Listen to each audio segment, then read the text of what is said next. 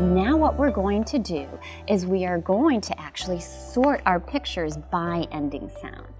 This is a picture of a Mouse. A mouse, right. And the ending sound for mouse is S. So I'm going to have my mouse as my S ending sound, okay? Can you find a picture in your mind, right, that ends with the same sound as mouse? So we have Soap, toothbrush, harp, cactus, cactus, and horse.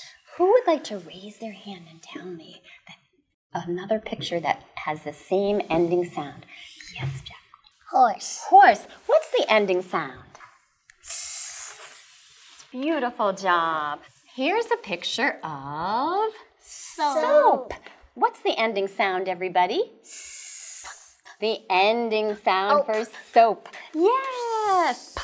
The ending sound for soap. Soap. There we go. That's going to be another picture for, we need to find a picture that ends with that same sound. We have toothbrush, harp, cactus. What do you think? What do you think? Harp. What's the ending sound?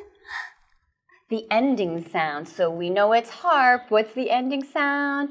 Harp.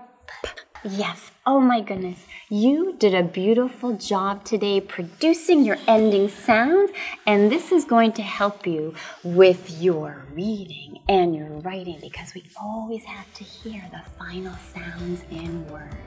Great job. For more information, please visit readinguniverse.org. Special thanks to Literacy How, Stillmeadow Elementary School, and Stamford Public Schools in Stamford, Connecticut. Reading Universe is made possible by generous support from Jim and Donna Barksdale, the Emily Hall Tremaine Foundation, and 2 anonymous donors. Reading Universe is a service of WETA Washington, D.C., the Barksdale Reading Institute, and First Book. This is Reading Universe.